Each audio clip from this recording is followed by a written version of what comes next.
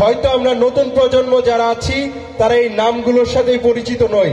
এর জন্য আমরা চাইব কালচারাল রিফরমেশন ফোরাম সহ সাংস্কৃতিক যত ব্যক্তিবর্গ আছেন এই আয়োজনগুলো আরো বেশি করে তুলে ধরে আমাদের বাংলাদেশের মাঝে পরিচিত করে দিতে হবে এবং এই বিষয়গুলোকে আমাদের ধরে রাখতে হবে।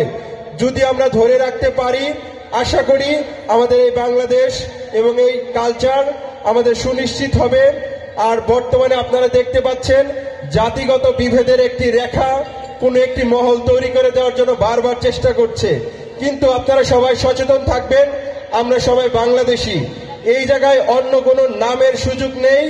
আমরা আমাদের এই স্বাধীনতা অভ্যুত্থানকে সমুন্নত রাখবো। নতুন সংবিধানের সাথে সাথে আমরা একটি শান্তির বাংলাদেশ গড়ে তুলব। যেহেতু সাংস্কৃতিক প্রোগ্রাম হচ্ছে আমি আর বেশি কথা বলবো না।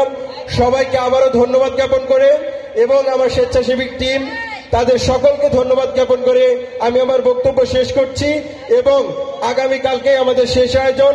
সকলকে আমন্ত্রণ জানাচ্ছি, আপনারা আসবেন এবং এই আয়োজনকে সমৃদ্ধ এবং সফল করে গড়ে তুলুন। ধন্যবাদ সকলকে। ইনকিলাব জিন্দাবাদ।